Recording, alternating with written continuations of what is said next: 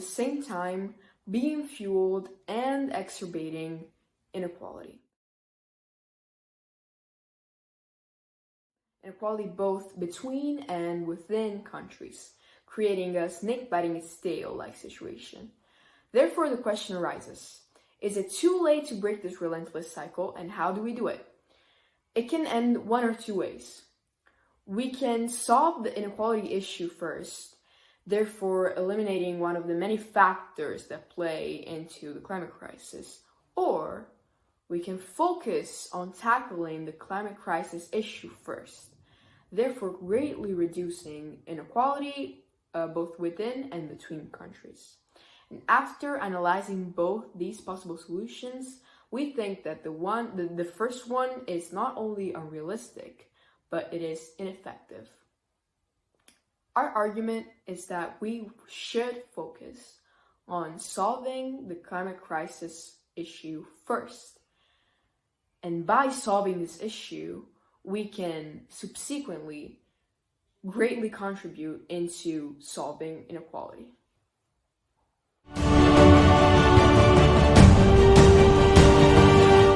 Now the question is, what is inequality? Well, according to the UN's Development of Strategy and Policy Analysis, inequality is described as the state of not being equal, especially in status, rights, and opportunities. Some people choose to generalize the broad meaning behind inequality. However, some choose to be more peculiar with how inequality is defined, where be it race, social status, etc. Why can't we solve inequality? Economists have distinguished inequality into mainly two groups: inequality of outcomes and inequality of opportunity. Inequality of outcomes is when individuals do not possess the same level of material wealth or overall living economic conditions. On the other hand, inequality of opportunity emphasizes the freedom to choose one type of life rather than another. So back to the question, why can't we solve inequality? Well, it's quite simple, really. It may be due to the ideology that if the government decides to help those who are less fortunate or are unable to access the basic needs for living, which, mind you, is the majority of the population, then the upper-class tyrants see that as encouraging laziness or waste of taxpayers' money. It can even be due to the fact of personal interest. Great deals of people are always ready to speak out against inequality. They go to the protest. They are the ones who have the loudest voices of all. But in spite of that, when it is time to actually take action, you don't hear from them. The demands they made during the protests are the ones they are unwilling to partake in. The motive behind their presence is only for the clout, when in reality they are unwilling to actually make any real changes.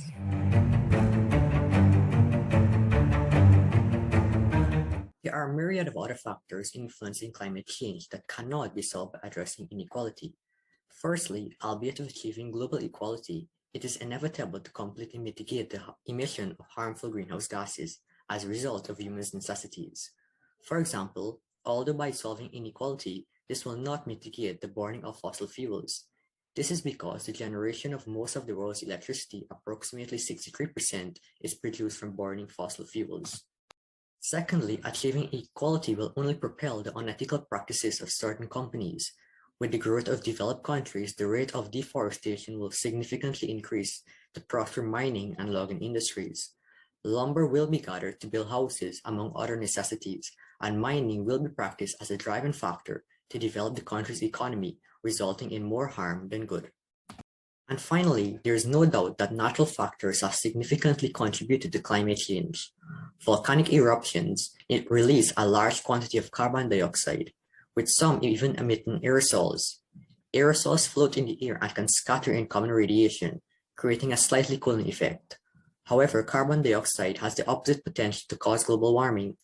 In the year 1816, termed as the year without summer, Indonesia experienced a violent volcanic eruption and was possibly one of the largest known eruptions. The effects resulted in the United States and Canada to experience prolonged snow, killing crops, fatalities, and even food shortages. Additionally, the movement and collision of tectonic plates can result in the formation of volcanoes, consequently causing more volcanic eruptions. Therefore, we can observe that although achieving global equality will reduce effects of climate change, there will always be factors greatly contributing to this detrimental problem.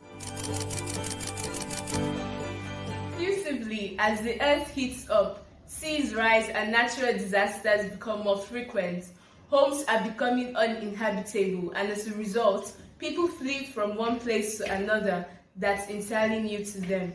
By 2050, the Institute for Economics and Peace predicts that about 1.2 billion people could be facing life as a climate refugee.